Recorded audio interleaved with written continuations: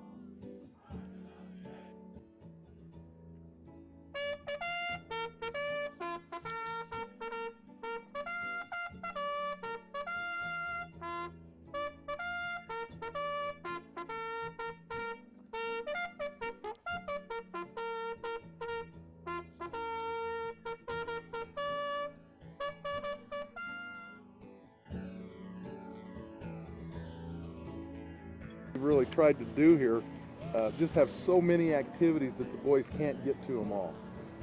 We probably have over 50 different activities today, and I don't think we've had a team yet that has done everything. And the idea is to make them want more. They got to leave here wanting more so that they go back and tell all their little brothers and the other scouts that didn't come this time, man, you've got to go to that rendezvous. It was so fun. There was so much to do there. And most of the activities are really very fun, stuff that they like to do. Let's go, guys. All right, take it wide, take it. All right,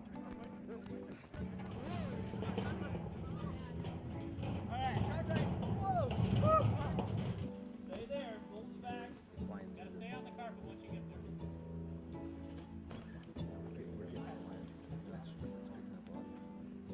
Make sure they get it there. I like playing double ball. That was awesome. We set the high score on that.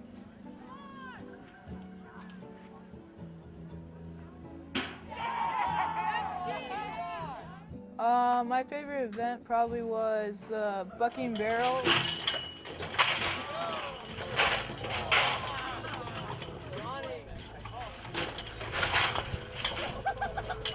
I go in rappelling. That was a lot of fun. Some But you know, some of the young men that were really scared to go down. But You look at the personal growth that comes to a boy from going over the edge of a cliff for the first time when he's rappelling. That's a challenging experience.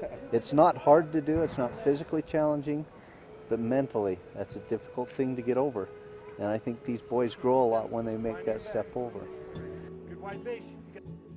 The difference between being at home is we're outdoors, and it's just better to be outdoors. It's more fun, and there's pine trees everywhere, and it's more relaxing and calm, and you don't have to do chores and stuff like that. And it's out here, you get to be in the outdoors and have fun and do stuff that you never really thought you could do, and experience things that were really amazing to yourself instead of sitting at home making your mind go blank playing video games or watching TV.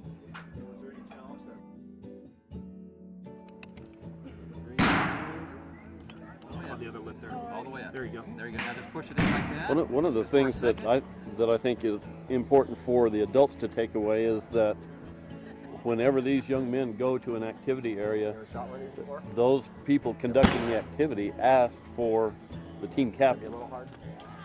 And the thing that we hope, and I think it'd go across the board here, the thing that we hope is that these adults realize that the team captain is the guy that's leading the group.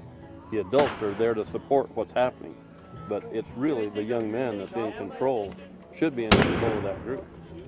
That a lot of times the adults have a hard time, and they step right in when a young man should be answering. And we've trained our staff to talk to the young men. No, it's all in the steering now. You guys got it right. Just do the braking and how you. All right, brake. I'm working on. I'm making sure they're lined up. All right, hey, Cody, push that one under. The teamwork that is going on here is the team leader leads the team, and all of the activities are set up to where they do it as a team. They participate as a team, they compete with teams as a team and each other. There are individual events where they compete, but the teamwork is something strong here that we try to teach them the leadership skills so that they can grow from that.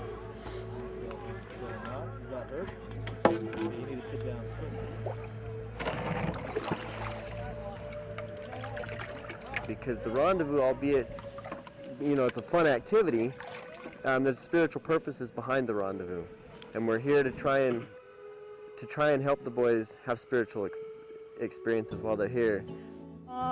Spiritual lessons I learned was to keep on trying and never give up, and have a burning testimony of the gospel and keep it in your life. And at our fireside, we learned about the power of prayer, and we learned about some rendezvous men, some mountain men that were in the past, and how spiritual they were, and about how to be specific in our prayers and to get better answers. The only friend he had is his whole world. I watched. They had a wonderful relationship, and nobody else. We've set it up so on Thursday night they were able to meet with their state presidency and hear from them. And today, some of their leaders are going to get to hear from President Dahlquist, and tonight the boys are going to get to hear from Elder Gibbons. And we just hope that they leave here not only challenging themselves physically, but challenging themselves spiritually as well. And that is what's going to develop these boys into strong men and into good leaders.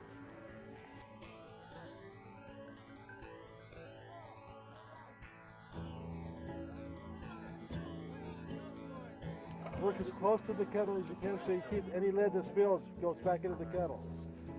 Can I do that? If you can, get to do that. Put these in it. If I was talking to a deacon, I would tell them that it's really fun and you get to come up and be with a bunch of guys and you don't really have to worry about what you're doing because it's just a bunch of guys. If I was talking to a deacon or anybody coming up to the mountain man in a couple of years, I would tell them that it's really fun and they should make a lot of stuff to trade with Trader Joe, and also to bring a lot of clothes because it's really cold.